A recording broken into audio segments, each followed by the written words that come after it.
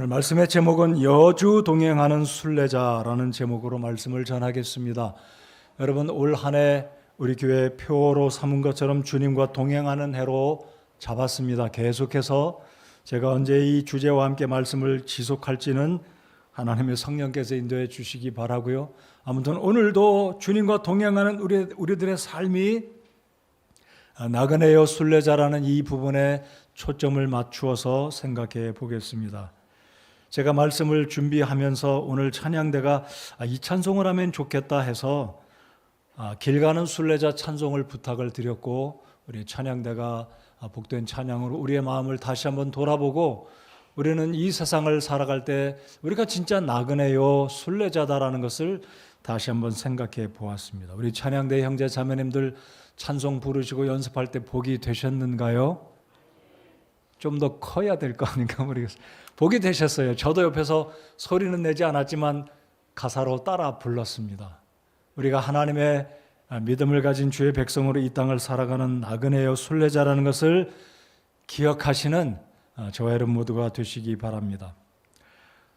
침례교회의 믿음의 선조들 두 분을 소개해 드리고자 합니다. 이 두 분은 굉장히 유명한 분들이고, 이분들이 세상에 굉장한 믿음의 업적을 남긴 분들입니다. 여러분 사진에 보시는 오른쪽에 분이 요한 번연, 존 번연인데요.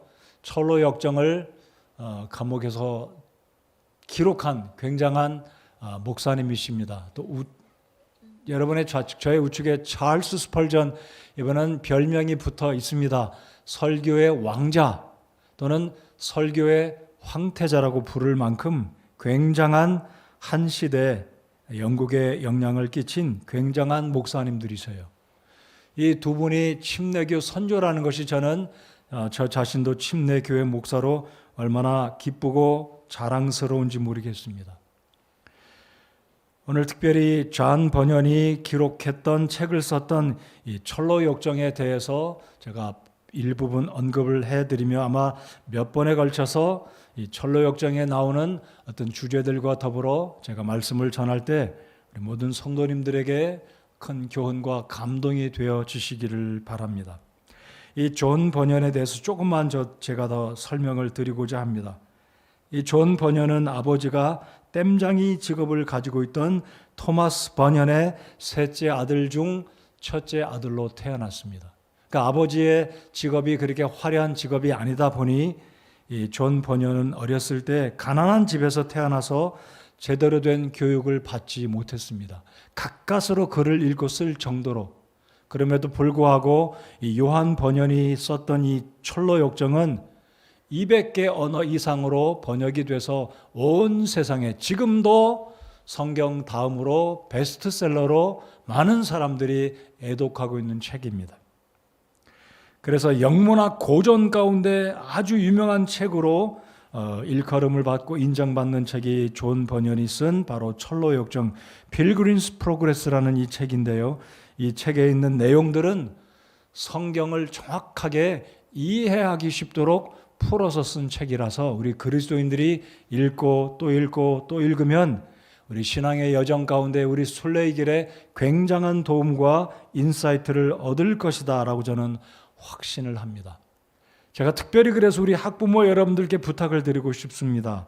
여러분들의 자녀들이 아직 특별히 중고등학교 미만의 학생들이라면 특별히 이 철로 역정을 권면해 주시고 읽게 하고, 최근에는 애니메이션 영화로 굉장히 잘 나온, 잘 만들어진 이 철로 역정이 있습니다.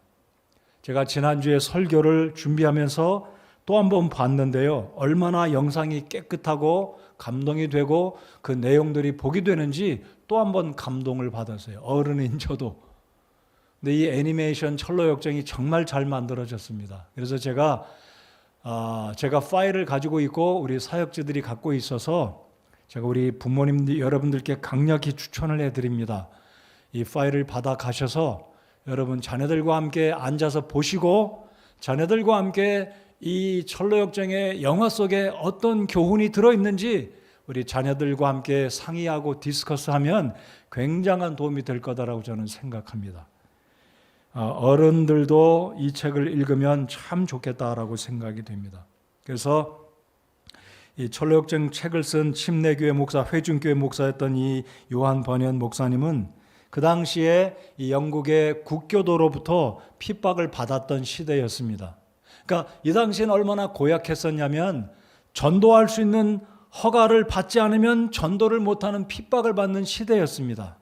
이 전 번연 목사님은 목사 안수를 받기 이전이지만은요, 복음을 전하지 않으면 안 되었기 때문에 국가의 핍박으로부터 어떤 어려움도 무릅쓰고 복음을 전하다가 결국은 감옥에 들어가게 됩니다.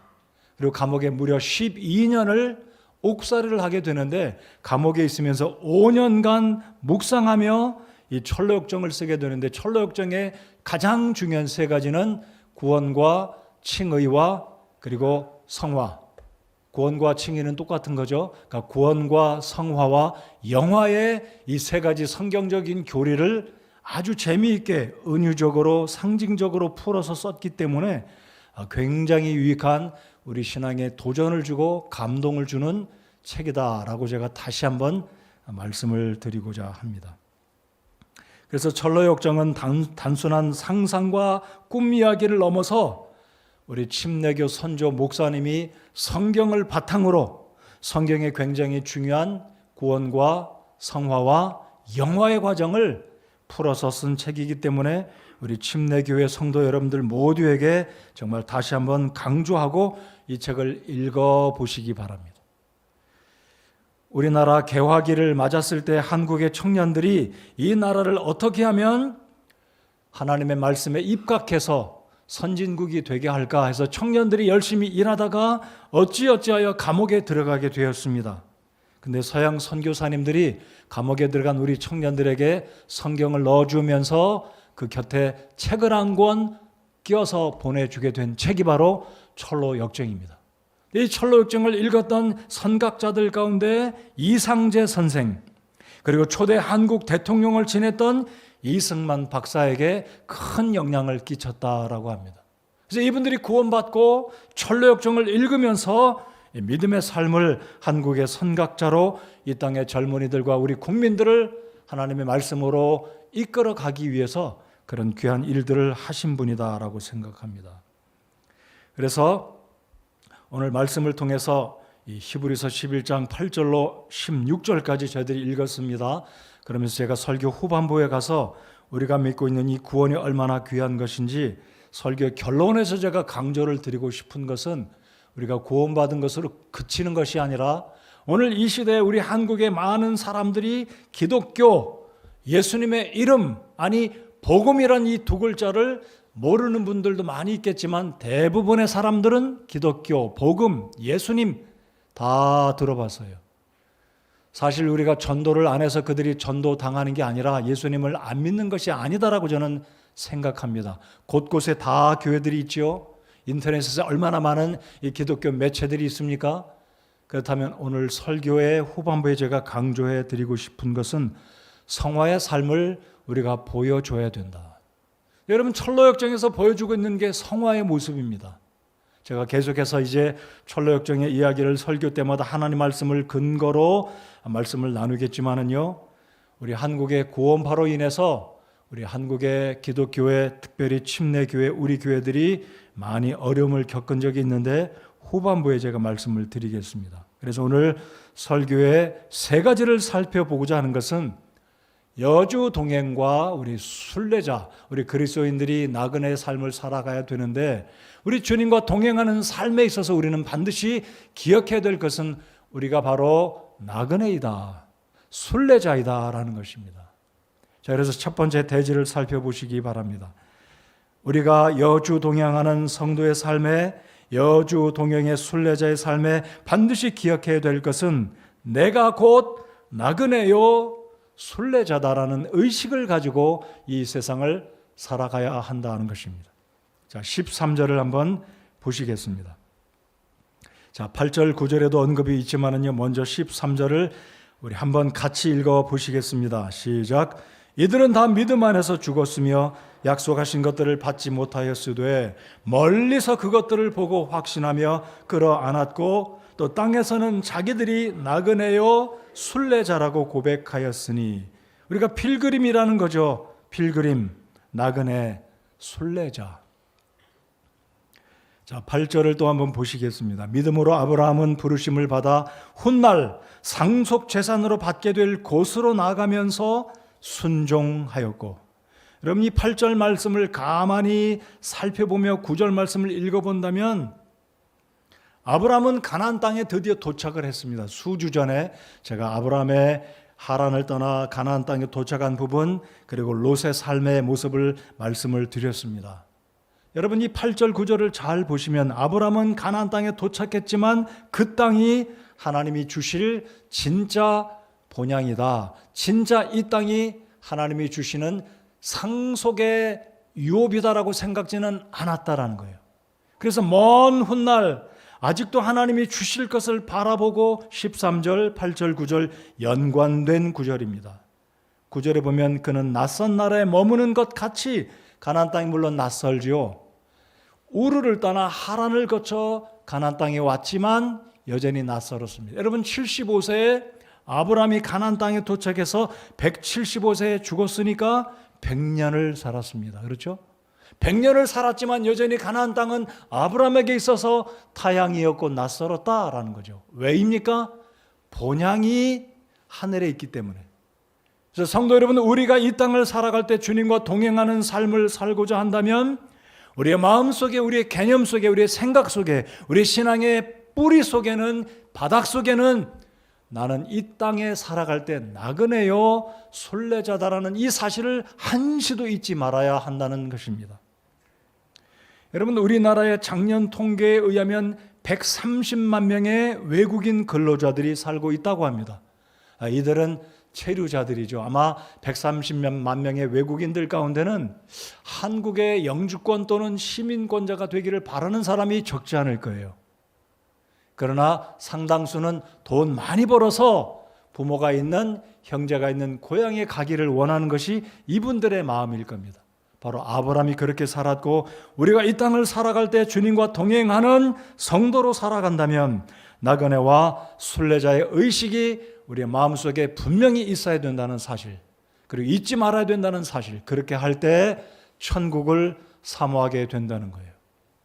제가 지난주 중에 운전을 하고 신방을 가고 어디를 가는데 희한하게 극동방송에서 계속해서 천국에 대한 찬송가만 계속 나오더라고요. 그래서 나랑 마음이 통했나? 참 복이 됐습니다. 오늘 찬송도 천국에 대한 찬송을 저희들이 몇 곡을 불렀습니다. 우리가 잊지 말아야 될 것은 우리가 이 땅을 살아갈 때 얼마나 좋은 장소에서 좋은 샐러리, 좋은 연봉, 좋은 집에서 살고 있느냐, 그것도 필요할지 모르겠지만 더 중요한 것은 잠깐 우리가 사는 이 땅의 삶은 나그네의 삶이요 70, 80이요 그러나 영원히 살 곳은 이 땅이 아니라 천국이다라는 것. 더 나아가서 우리 주님께서 저와 여러분을 위해서 내가 거할 처소를 예비하고 계신다라는 사실을 감격하고 기대하고 소망 가운데 우리가 살아가야 된다는 사실입니다. 그렇게 살아갈 때 슬픔도 괴로움도 환난도 견뎌낼 수 있는 힘이 우리의 마음속에서 생겨난다라고 저는 믿습니다.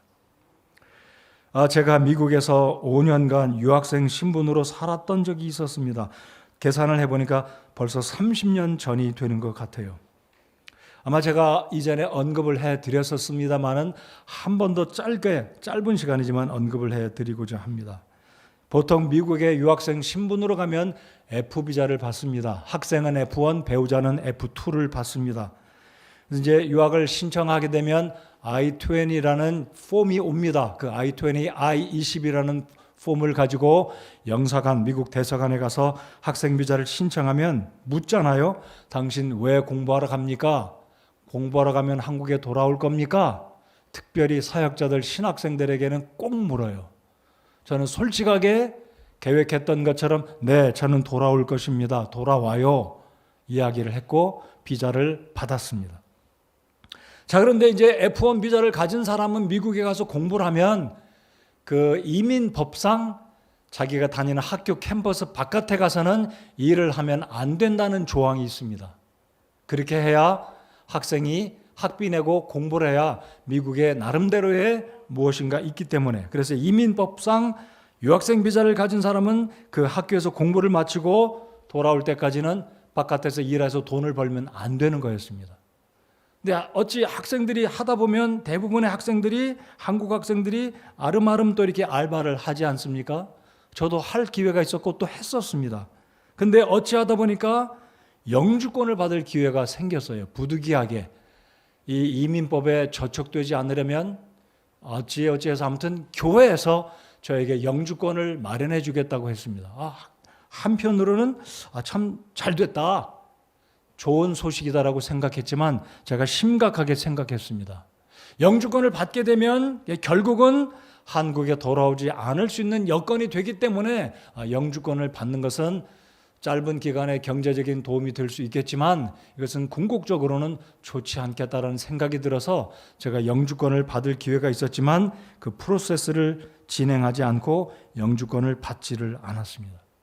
결국 공부를 마치고 귀국을 하게 됐는데 돌아와 보니까 생각할 때 비자를 신청할 때 약속했던 것을 제가 지킬 수 있었기에 참 제 스스로가 잘했다라고 생각이 되었고요. 돌아와야지만 저는 그 당시에 중국으로 선교하러 가야 되겠다는 계획을 세웠기 때문에 하나님과 제가 서약을 하고 약속한 것까지는 아니었지만 돌아오기를 잘했다, 하나님께서 저를 그렇게 인도하셨다는 것을 생각하니까 얼마나 하나님께 감사했는지 모릅니다. 그래서 돌아온 이후로 준비했다가 계획대로 중국에 가서 12년 동안 미약하지만 하나님의 사역을 감당할 수 있었던 것을 지금 생각하면 우리 하나님께 감사를 드립니다. 제가 이렇게 말씀을 드리는 이유가 무엇이냐면 미국을 갈 때 관광 비자로 여행 삼아 가는 분들은 영주권 그렇게 생각할 필요는 사실 없어요. 그러나 미국의 수십만 명의 불법 체류자들, 소위 말하는 불체자들이 영주권을 받기를 얼마나 기대하고 고대하는지, 사실 우리가 미국에서 불체자들로 영주권을 기대하는 마음은 사실 우리가 한국에서 이렇게 한국 시민을 가지고 살아가는 분들은 그 느낌을 잘 모르실 수도 있어요. 미국에 사는 분들이요, 영주권 얻기를, 소위 말하는 그 그린 카드를 얻기를 얼마나 소원하는지. 근데 우리가 기억해야 될 것은 우리는 천국에 하나님께서 예비하신 땅이 있고 우리는 이 땅의 영주권자가 아니라 천국의 본향을 삼고 있는 자들이라는 사실을, 이 사실을 꼭 기억할 때 우리가 이 땅을 살 때 부담 갖지 않고 자유롭게 천국을 사모하며 살아가게 된다는 것을 다시 한번 꼭 기억하시기 바랍니다. 이 사실은 정말로 중요한 문제라고 저는 생각합니다. 여러분, 우리가 이 땅에 마음 쏟지 않고 세상의 유혹에 우리의 마음이 뺏기지 않으려면 경제적으로 어렵다 할지라도, 때때로 살아갈 때 어려움이 있다 할지라도 하나님께서 내가 거할, 내가 마련하지 아니한, 내가 짓지 아니한 이 놀라운 처소를 주님이 예비하고 계신다는 이 사실이 있을 때 우리는 얼마나 믿음으로 소망하며 이 땅 위에 믿음으로 살아가는 힘을 얻게 될 것인지 꼭 이 말씀을 기억하고 확신하시는 저와 여러분 모두가 되시기를 바랍니다. 자, 13절 다시 한번 보시기 바랍니다. 이들은, 여기서 말한 이들은 누구일까요? 아브라함과 그의 아들 이삭을 말합니다. 9절에 보면 이 아브라함과 이삭과 야곱 3부자는 부자였습니다. 사실 이들 굉장한 부자였어요. 그런데 이들이 뭐가 부족해서 양지 바른 좋은 곳에 좋은 목재와 석재, 최고의 땅, 최고의 장소에 넉넉하게 큰 집을 짓고 살 수 있었지만 이들은 하나같이 할아버지, 아버지, 손자 3대가 나그네라는 생각을 가지고 살았다는 거예요. 어떻게 이게 가능했을까요? 아브라함은 이 천국에 대한 확신이 있었기에 아들 이삭에게도 그리고 손자 야곱에게도 장막들에 거하며, 그리고 10절에 보시면 이는 그가 기초들이 있는 한 도시를 바랐기 때문이라. 그것의 건축자와 만드신 분은 하나님이시니라 라고 말씀합니다. 여러분, 지난주에 들으셨던 말씀 혹시 기억하십니까? 요한계시록 21장에 보시면 하늘에서부터 하나님으로부터 주님이 예비하신 예루살렘이 우리를 위해서 내려온다라고 말씀을 하지 않습니까? 하나님이 예비하신 우리가 장차 거할 영원한 처소. 여러분 믿으십니까? 지금도 우리 주님이 우리를 위해서, 저와 여러분을 위해서 하늘에 거할 처소를 예비하고 계신다는 사실 믿으십니까? 기대가 되십니까? 제가 지난주에 언급해 드린 것처럼 킹 제임스 버전에는, 이 KJV에는 many mansions라고 언급했잖아요. 그게 어떻게 생겼는지 모르겠어요. 진짜 맨션이라니 모습이 연립주택의 모양인지, 보기 좋은 강남에 있는 어떤 정말로 대단한 아파트처럼 생긴 것인지, 50평, 60평, 100평에 이르는 정말 굉장히 호화스러운 아파트인지는 모르겠어요. 그렇지만 저는 믿습니다. 분명히 우리가 거할 수 있는 dwelling place, 우리 하나님께서 우리가 거처할 영원한 처소를 우리 주님께서 예비해 주고 계신다라고 저는 믿습니다. 그래서 이 땅을 살아갈 때 조그만 집에 사실지라도, 전세에 사실지라도 70, 80 이 땅을 살다가 결국 하나님이 부르시면 주님이 예비하신 천국에 거한다니 놀라운 기대감을 가지고 나그네로 순례자로 살아갈 때 우리는 주님과 동행할 수 있는 확신과 믿음의 힘이 생겨나게 되는 것입니다. 자, 두 번째로 우리가 생각해 보고자 하는 것은, 나그네여 순례자로 살아갈 뿐만 아니라 실제로 나그네여 순례자로 살아가는 사람은 더 좋은 본향이 천국에 있다라는 것을 실제로 믿고 확신해야 한다는 것입니다. 자, 8절을 또 보시면, 자, 아브라함이 가나안 땅에 도착했습니다. 훗날 상속 재산으로 받게 될 곳으로 나아가면서 9절, 우리 9절 함께 읽어보겠습니다. 시작. 믿음으로 그는 낯선 나라에 머무는 것 같이 약속의 땅에 머물렀고 자기와 함께 동일한 약속의 상속자가 된 이삭과 야곱과 함께 장막들에 거하였으니. 한 곳에 거주하지 않았다는 거죠. 그럼 집 짓고 살면 떠나가기 쉽습니까? 아니잖아요. 그러나 텐트를 치고 장막을 치고 살기 때문에 유목민들은 언제든지 쉽게 똑딱하고 짐 걷어서, 짐 챙겨서 이사 갈 수가 있는 겁니다. 다시 한번 강조해 드립니다. 아브라함은 굉장한 부자였습니다. 얼마나 부자였습니까? 자기 집에 종들이 남자만 318명. 여러분, 우리 교회 부자가 계시다면, 요즘 시대는 종이 없기는 하지만 기업으로 여러분이 어떤 기업의 책임자요 오너이고 여러분이 경영하는 분이라면 사원들 300명 거느린다. 굉장하지 않겠습니까? 아브라함이 그 정도 부자였습니다. 근데 아브라함은 텐트에 살았어요. 이 의미는 방금 말씀하신 것처럼 10절, 자, 여러분 눈으로 10절을 보시기 바랍니다. 이는 그가 기초들이 있는 한 도시를 바랐기 때문이라. 한 도시, 천국을 말씀합니다. 우리 하나님이 예비하신 예루살렘을 이 아브라함은 믿음의 눈으로 바라보았다는 겁니다.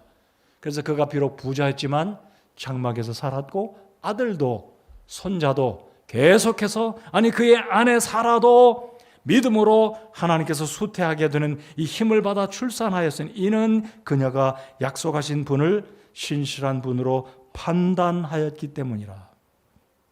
14절 다 같이 읽어보겠습니다. 14절 시작. 그런 것들을 말하는 자들은 자기들이 본향을 찾고 있음을 분명히 나타내느니라. 본향이 있다는 겁니다. 예수님 믿고 구원받은 사람은 본향이 있어요. 근데 이 본향은 사실 모든 사람들을 위해서 예비하신 것이지만 본향에 들어가지 못하는 이유, 천국에 들어가지 못하는 이유가 무엇 때문인가요? 주님을 구주로 믿지 않기 때문입니다. 본향이 아니라면 그들은 장차 본향에 들어가지 못하는 자들은 어디로 갈까요? 영원한 형벌, 불호수의 영벌의 장소로 들어가지 않겠습니까? 16절도 보시겠습니다. 이제는 그들이 더 좋은 본향을 사모하니 곧 하늘의 본향이라. 여러분, 지금 살고 계신 집을 만족하며 사시기 바랍니다.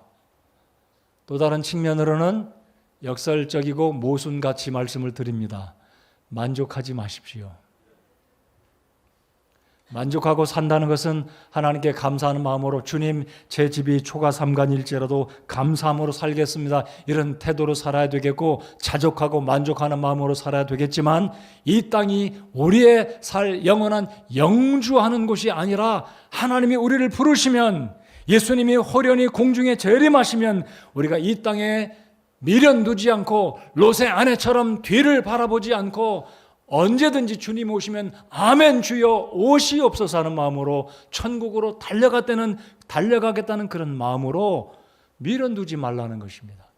그래서 한편으로는 감사하고 살고 만족하며 살지만 또 한편으로는 우리의 시선은 하늘을 향해서 주님이 오실 그날을 바라보고, 주님, 제가 살고 있는 집이 강남일지라도 어디일지라도 거기 개의치 마시고 주님이 예비하신 하늘의 영원한 본향을 사모하는 이 마음으로 10절에 16절에 더 좋은 본향을 사모하는 마음으로 살아가는 우리 모두가 되어야 한다는 것입니다. 그렇지 않으면 어떤 문제에 봉착합니까? 다고다고하고 살 수밖에 없어요. 여러분, 잠언에 보면 거머리가 다고다고 한다잖아요. 불이 다고다고 한다잖아요. 아무리 불에 엄청나게 많은 거기에 땔감 물러도 또 태우고 또 태우고 계속해서 불은 만족하지 못한다고 합니다. 또 하나 뭐가 있어요? 음부가 만족하지 못한다고 합니다. 계속 다고다고 한다잖아요. 음부에 사람이 죽어도, 사람이 죽어가도 여전히 음부는 죽어가는 사람을 계속 받아들이는, 그래서 잠언의 말씀을 기억할 필요가 있다는 거죠. 우리가 이 땅을 살 때 천국을 바라보지 않으면 다고다고 하면서 산다는 거예요. 만족하지 못하고 더 좋은 집, 더 큰 집, 더 좋은 차, 더 높은 연봉, 더 좋은 대우. 그러나 우리가 이러한 유혹으로부터 승리하려면 하늘나라가 내 본향이고 이 땅은 내 살 곳이 아니라는 생각을 할 때 만족하며 자족하며 살아가게 된다는 거죠.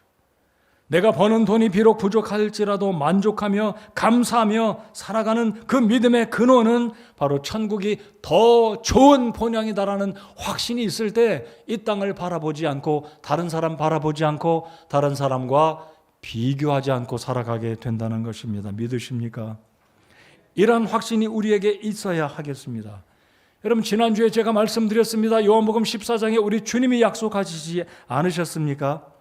내가 먼저 너희보다 천국에 가면 너희를 위해서 처소를 예비하고 처소가 예비되면 내가 다시 너희를 데려다가 나 있는 그곳에 너희도 있게 하려 함이라고 말씀하셨습니다. 여러분, 주님이 지금도 구원받은 저와 여러분의 처소를 예비하고 계신다라고 믿으십니까? 분명히 그곳은 이 땅에 살고 있는 그 집이 얼마나 좋든 얼마나 넓고 편한 집이든 얼마나 비싼 집이든 비교할 수 없이 좋은 곳이다라고 저는 믿습니다. 아마 우리 성도님들이 살고 계신 그 주거 환경은 상대적일 거예요. 어떤 분은 어떤 분보다 좀 좋고 또 어떤 분은 어떤 분보다 좀 좁고 그렇게 비싸지 않은, 그러나 천국에 우리 주님이 예비하신 본향은 우리 주님이 놀랍게 우리의 믿음의 분량대로 우리가 주님을 위해서 수고한 분량대로 말라기 3장 16절에 있는 말씀처럼 우리 주님이 기억하시고 심은 대로 거두게 하시는 오늘 말씀의 8절에 상속 재산으로 받게 될 그곳을 우리 주님이 예비하신다는 것을 확신하시는 저와 여러분 모두가 되시기를 바랍니다. 자, 이제 세 번째입니다. 오늘 제가 설교에 가장 중점을 두기 원하는 부분이 바로 세 번째입니다. 우리는 이미 예수님을 통해 구원받았습니다. 여러분, 구원받으셨죠? 우리의 공로가 아니라 우리의 노력이 아니라 어떤 것이 아니라 예수 그리스도의 보혈로 인해서 구원받은 줄을 믿습니다. 자, 그런데 우리가 구원받은 이 사실은 정말 분명하고 바뀌어질 수 없는 놀라운 사실이지만 구원받은 이후에 우리가 어떻게 살아가고 있는가, 이 부분을 생각해 보고자 합니다. 세 번째 설교 대지는 천국의 소망과 구원을 기뻐하고 증거하며 살아야 합니다. 자, 16절 하반절을 보시겠습니다. 자, 16절 하반절을 보시면 그러므로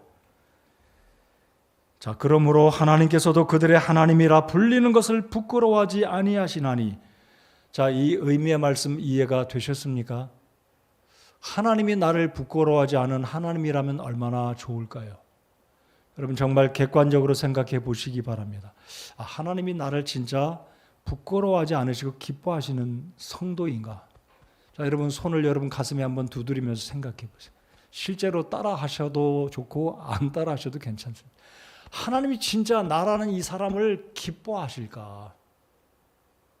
하나님이 나 이 목사 이 사람을 기뻐할까? 하나님이 나 이 집사를 기뻐할까? 자, 오늘 말씀 보십시오. 하나님이라 하나님께서 그들의 하나님이라 불리는 것을 부끄러워하지 아니하시나니. 그러니까 본문의 이 텍스트의 말씀을 본다면 직접적으로는 아브라함과 이삭과 야곱과 사라를 말씀합니다. 더 확대한다면 오늘 이 시대에 살아가고 있는 성서 침례교 여러분 성도 한 분 한 분을 우리 하나님이 과연 저 성도를 바라볼 때 하나님이 나 또한 기뻐하시고 부끄러워하지 않으시나? 자, 이 말을 역으로 한번 생각해 보겠습니다. 내 삶이 하나님을 부끄러워하지 않고 내가 구원받은 사실을 기뻐하며 주께서 내 마음속에 주신 소망과 내가 주와 동행하는 여주 동행의 삶을 기뻐하고 우리 이웃들에게 복음을 증거하는 이 삶을 하나님이 기뻐하신다는 이 사실에 근거할 때 하나님이 기뻐한다는 거죠. 연관이 되어 있는 말씀이다라고 생각합니다.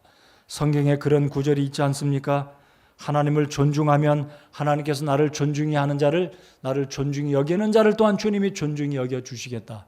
나를 찾는 자를 내가 만나 주겠다. 나를 사랑하는 자들을 내가 사랑해 주겠다고 주님 말씀하십니다. 그렇죠?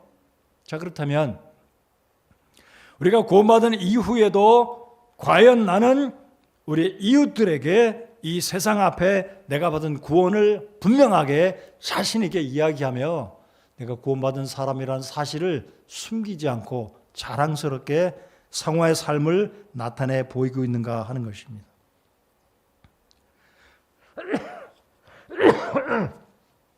여러분 철로역정에 보시면 이 크리스찬이 장망성이다라고 표현합니다. 장망성. 이 장망성은 누가 이렇게 풀었어요. 장차 망할 성읍이다. 장차 망할 성읍, 장망성. 그래서 결국 이 크리스찬이 자기가 살고 있는 집과 세상의 모습, 자기가 살고 있는 그 타운을 보니까 하늘에서부터 불이 내려와서 멸망당할 것을 알고 가족들에게 찾아가서 천국으로 가자, 여행을 떠나자라고 이야기했을 때 그의 아내와 아들들은 아버지가, 남편이 정신이 좀 이상해졌다라고 생각하고 그 말을 대수롭게 생각하고 따라갈 생각을 안 합니다. 할 수 없이 크리스찬은 장망성을 떠나 가족을 등쥐고 이제 천국을 향해서 떠나가는 그 모습이 철로역정의 시작이 아닙니까? 자, 우리가 구원을 받았을 때, 우리가 예수 그리스도의 복음을 듣고 구원받았을 때 우리의 마음속에 장차 이 세상은 이제 하나님의 장차 임하게 될 진노로 말미암아 멸망당하게 될 것을 우리가 지난주에도 천국을 살펴볼 때 말씀을 전했습니다. 자, 그렇다면 우리 그리스도인들의 구원에 대해서 잠깐 제가 생각해 보고자 합니다. 이 여러분 철로역정을 읽다 보시면 이 크리스찬이 드디어 집을 떠나 천국을 향해 가게 되는데 손에는 책 한 권이 들려있고 등에는 무엇이 있었습니까? 무거운 짐이 있었습니다. 이 짐은 죄의 짐을 의미합니다. 그러니까 크리스찬이 천국을 향해서 가기는 가지만 아직 구원받지 않았습니다. 왜냐하면 등에 짊어진 이 짐이 어찌된 영문인지 좀 떨어내고 싶어도 벗어버리고 싶어도 안 벗겨지고 떨어지지 않는 거예요.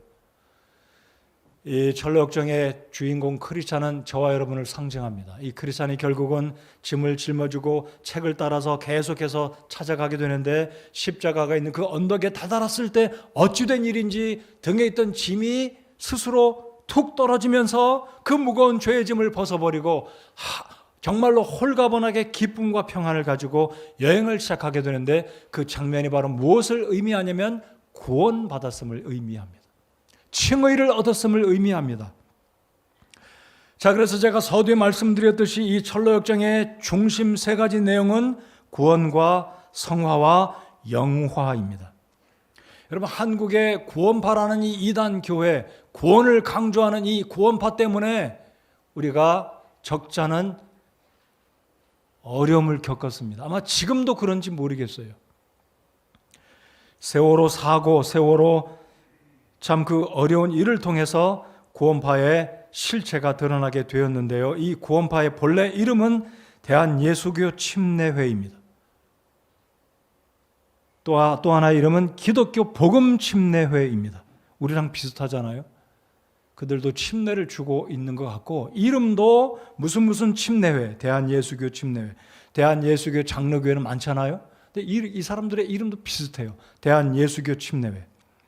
자, 권신찬 목사에 의해서 구원파가 시작됐습니다. 이 권신찬 목사는 장로교 배경에 장로교에서 목사 안수를 받았지만 어찌어쩌다 보니까 목사 직분도 사실은 이게 무시되고 파면되는 그런 과정도 있었습니다. 어쨌든 세월호 사고의 주범이었던 유병헌 씨와 이 권신찬 씨는 이 사위와 그 장인 관계지 않습니까? 둘 다 죽은 것으로 제가 아는데 결국 세월호 사고로 우리 한국 사회의 구원파의 실체가 드러났습니다. 자, 그렇다면 구원파에서 강조하는 구원이 문제인가요? 언제 구원받았습니까? 이 질문이 문제인가요? 당신 구원받은 날짜가 언제인지 모르면 당신 구원받지 못했습니다라고 말하는 이런 접근 방법이 문제가 있는데 정확하게 말씀을 들어보면 구원이라는 자체를 강조하는 게 문제인가요? 여러분, 우리 구원 강조합니까? 아마 우리 성도님들, 우리 사역자들이나 저 특별히 제가 설교하다 보면 구원 초청을 계속하고 오전 설교 때는 특별히 그러잖아요. 여러분, 구원 설교, 구원 강조하는 게 문제인가요? 비성경적인가요? 그러지 않다고 저는 생각합니다. 맞습니까? 구원은 성경에서 가장 중요한 교리 가운데 하나다라고 저는 믿습니다. 이 구원을 빼먹으면, 이 구원을 무시하면, 이 구원을 삭제하면 사실 우리가 무엇 때문에 복음을 전하고 무엇 때문에 하나님을 찬양하고 믿음 생활하는 것인가요? 여러분, 구원파의 문제는 구원을 강조하는 게 문제가 아닙니다. 문제는 벌써 이걸 올려놨는데 아무튼 계속 올려두시기 바라고, 문제는요, 구원이란 개념을 어떻게 이해하고 어떤 것이 성경적으로 바르고 올바르고 정확한 근거에 의해서 구원을 받는 것인지, 어떤 근거에 의해서 이 복음을 증거하는 것인지 알아야 되는데, 이 구원파의 문제는 깨달음을 강조하고 있기 때문에 문제입니다. 구원받은 날짜를 모른다고 하면 집요하게 파고 들어갑니다. 깨달음으로 구원받는다. 저는 깨달음으로 구원받는다고 저는 생각지 않습니다. 성경은 한 번도 어디에서도 깨달아야 구원받는다라고 적혀있는 구절을 제가 찾아보지 못했기 때문입니다. 여러분, 구원은 어떻게 받습니까?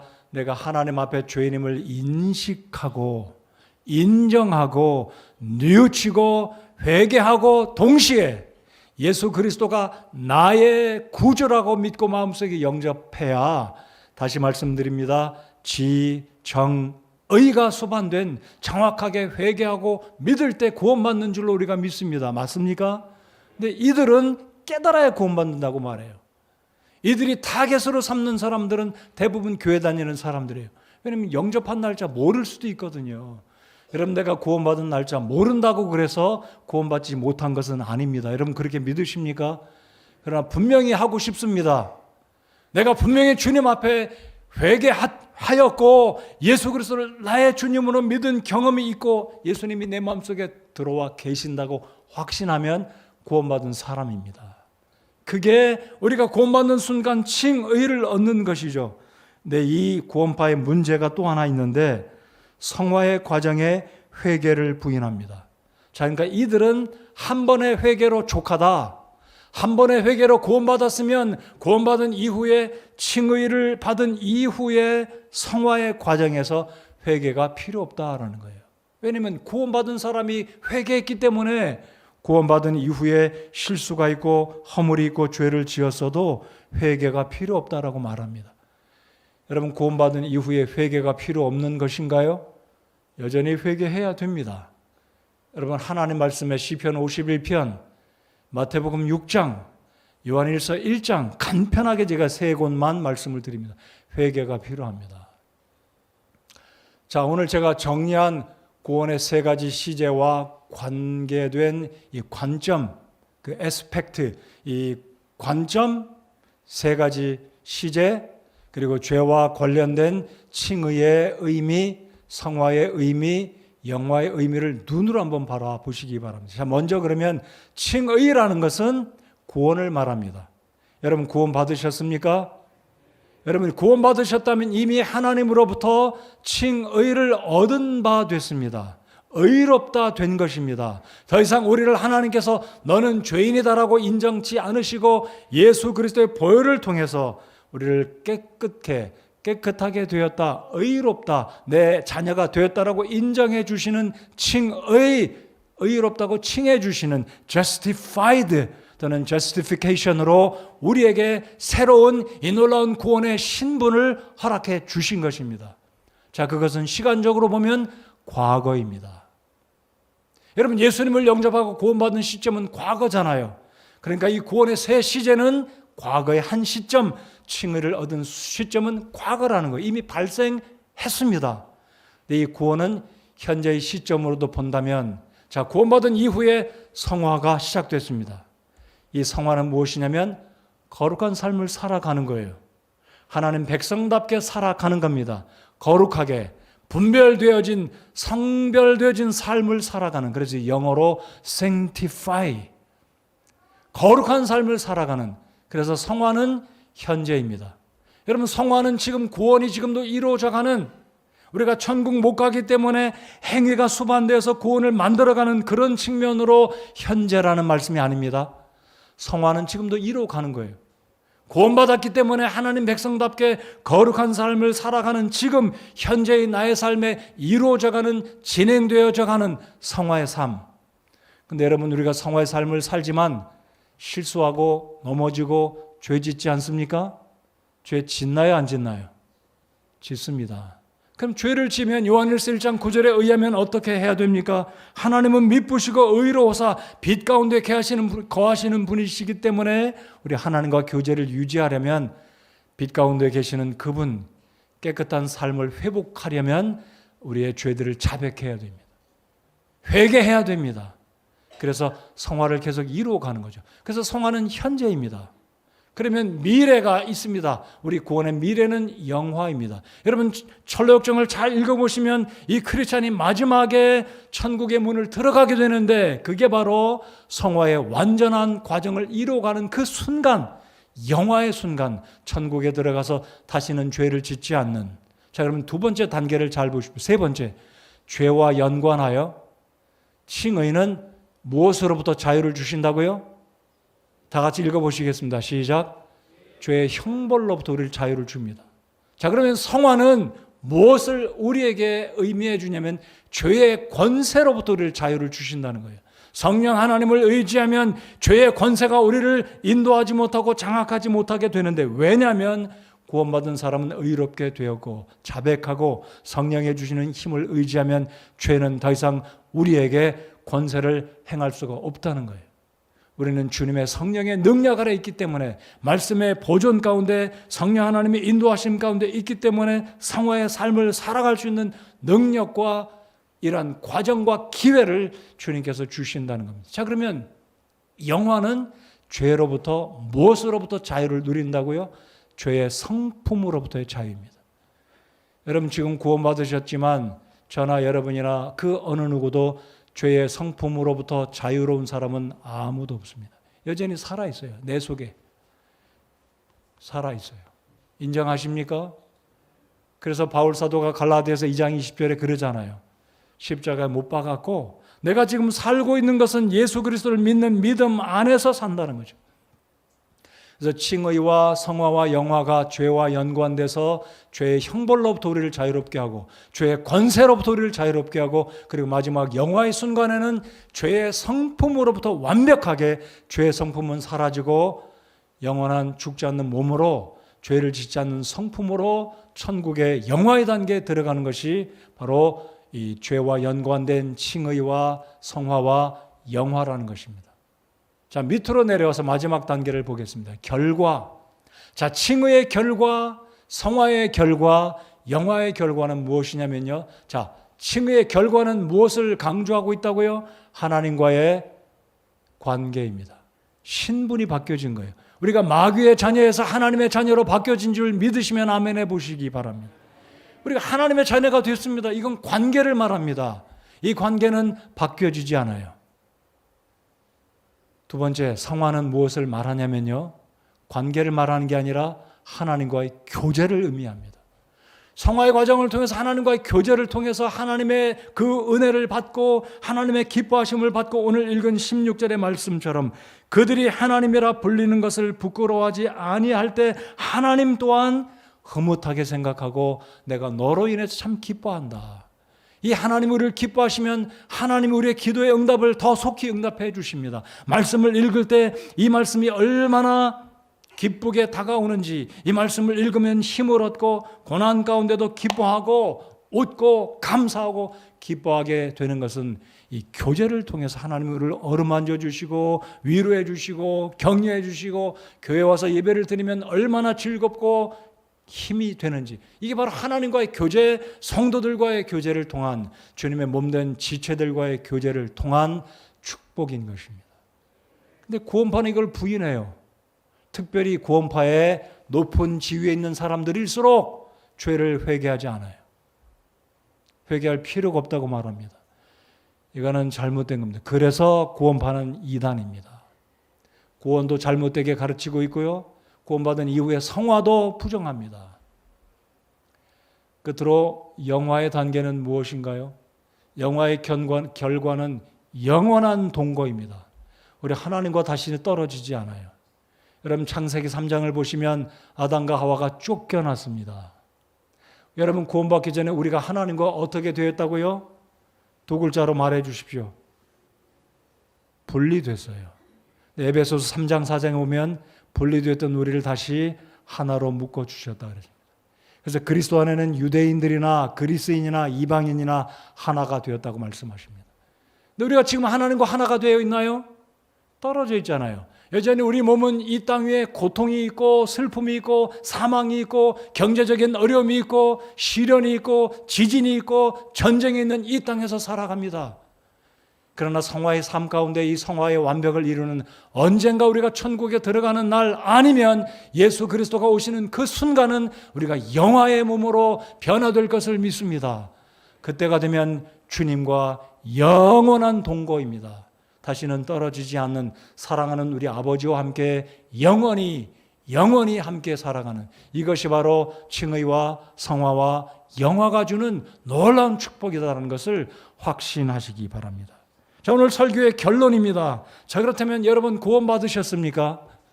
성화의 삶을 살아가기 원하십니까?